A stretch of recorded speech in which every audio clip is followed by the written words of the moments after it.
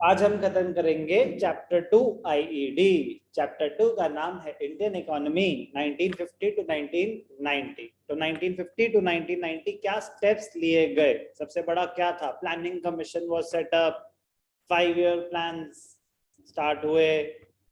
उसमें हमने पढ़ा एग्रीकल्चरल डेवलपमेंट के नाम पे क्या हुआ, लैंड रिफॉर्म्स में क्या हुआ, ग्रीन रेवोल्यूशन में क्या हुआ, तो वो सब एग्रीकल्चरल डेवलपमेंट का पार्ट था।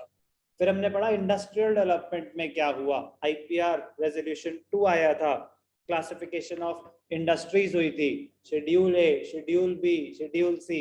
शेड्यूल ए में 17 इंडस्ट्रीज, शेड्यूल बी में 12 industries, schedule C private sector के लिए। उसमें फिर हमने पढ़ा इंडस्ट्रियल लाइसेंसिंग के बारे में।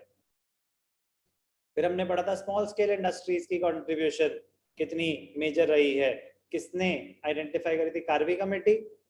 कार्वी कमेटी 1955, कार्वी कमेटी 1955, 55 ही होगा, मतलब अभी C2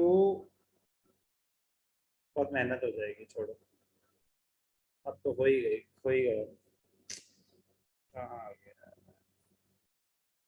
एक second. Chapter 2, C2S1, C2S2, today C3S1, ठीक है ना? ठीक, 1955 ही होगा मोस्ट प्रॉब्ली कार्वी कमेटी। किसी को भी याद है? 55 ही होगा। अगर 55 फिजिक्स है तो I would like to use a lifeline. एक second. 12 eco MF, C2S2,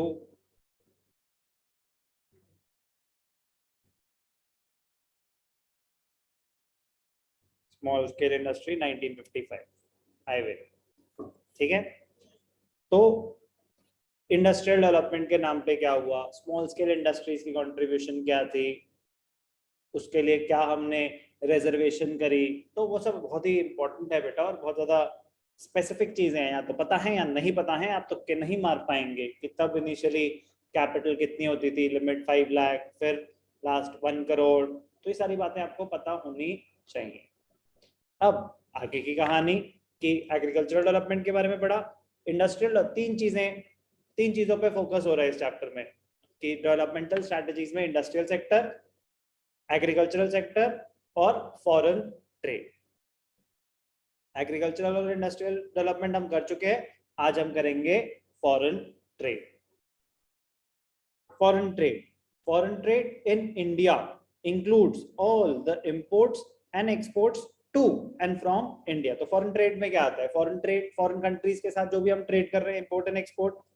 India entered into a planned development era in the 1950s, and at that time import substitution, very important point, import substitution was a major element of India's trade and industrial policy. Import substitution, imports को substitute किया जाए domestic products से, ताकि हमारे imports कम हो जाए, हमारी dependency, foreign dependence कम हो जाए। फॉरेन डिपेंडेंस कम होगी तो हमने सीखा था फॉरेन इंटरफेरेंस कम हो जाती है। इंटर रिलेटेड पॉइंट्स हैं, ऑलरेडी हम पढ़ चुके हैं। इन 1950 India share of total world trade was 1.78%. So what was the policy of import substitution? One of the most important part of foreign trade development. In order to be self-reliant, Atmanirbhar, one of the goal of 5-year plans, self-reliance. In order to be self-reliant in vital sectors, India has followed the strategy of replacing many imports by domestic production. In the first seven plans, trade was characterized by an inward-looking trade strategy. Inward-looking trade strategy मतलब inward, अपने domestic resources पे ज्यादा focus करो। Technically this strategy is called import substitution. Import substitution और inward looking trade strategy एक ही बात है। What do you mean by import substitution? It refers to a policy of replacement or substitution of imports by domestic production. Imports को substitute किया जाए by domestic production. For example, instead of importing vehicles made in foreign country, domestic industries would be encouraged to produce them in India itself. The basic aim of the policy was to protect domestic industries from foreign competition. Imports पे restriction हो जाएगी, domestic producer को motivate कर रहे हैं, promote कर रहे हैं, तो अगर imports restrict होंगे तो उनके लिए competition भी कम हो जाएगा ना, foreign competition कम face करेंगे. The policy of import substitution can serve two definite objectives. Number one, savings of precious foreign exchange. अगर आपके imports कम होंगे, imports के लिए हमें payment करनी पड़ती है foreign exchange में, तो demand for foreign exchange falls. आपकी foreign exchange का करोगे क्या? Why do we need foreign exchange? To spend money abroad. तो इंपोर्ट्स के लिए हमें अभी जो डॉलर का रेट बढ़ता गया वो क्रूड ऑयल का ही तो सबसे बड़ा रोल है.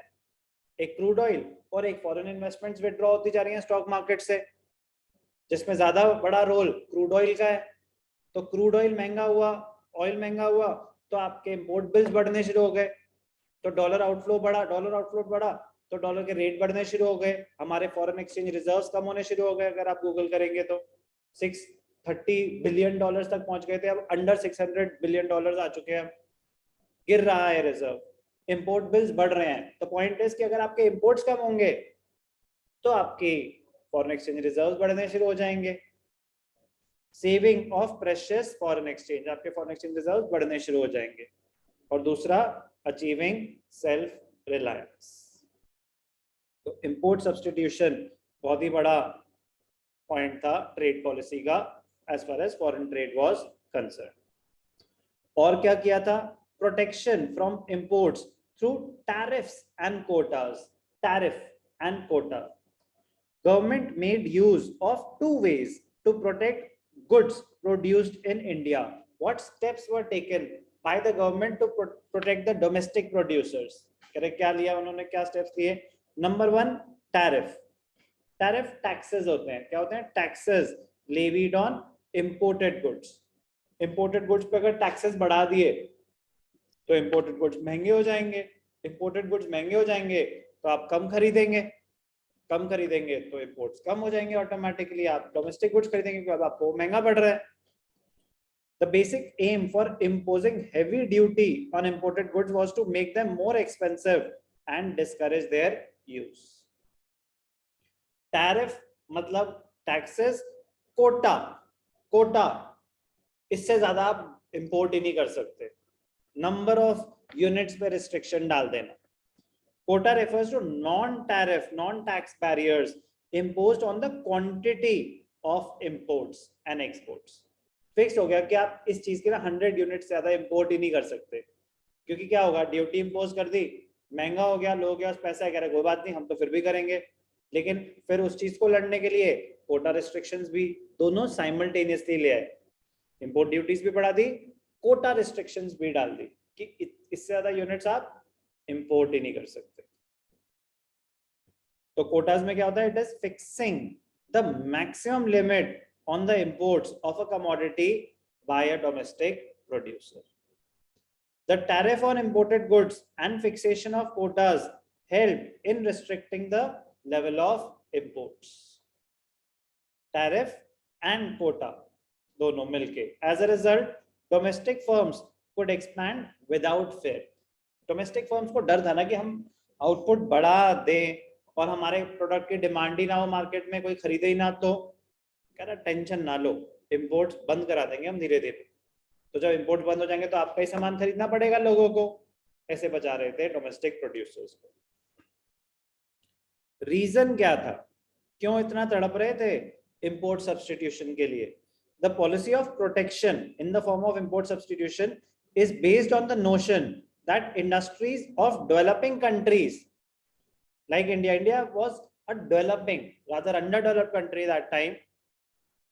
They were not in a position to face competition from foreign industrialists. they were not in a position to compete against goods produced by more developed economies. आज की रेट में भी मतलब हम कर रहे हैं compete अच्छे से, बट फिर भी बहुत सारे ऐसे फाइन प्रोडक्ट्स हैं जो हम क्वालिटी मैच नहीं कर पाते.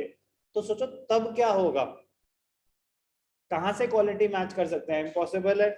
कह रहे तरीका एक ही है, इंपोर्ट्स ही बंद करा दो, तभी बच पाएंगे डोमेस्टिक प्रोड्यूसर्स, वरना इनके पास मशीन्स ही नहीं है जो इतना फाइन क्वालिटी प्रोडक्ट उस रेट पे दे पाए. With protection they will be able to compete in due course of time.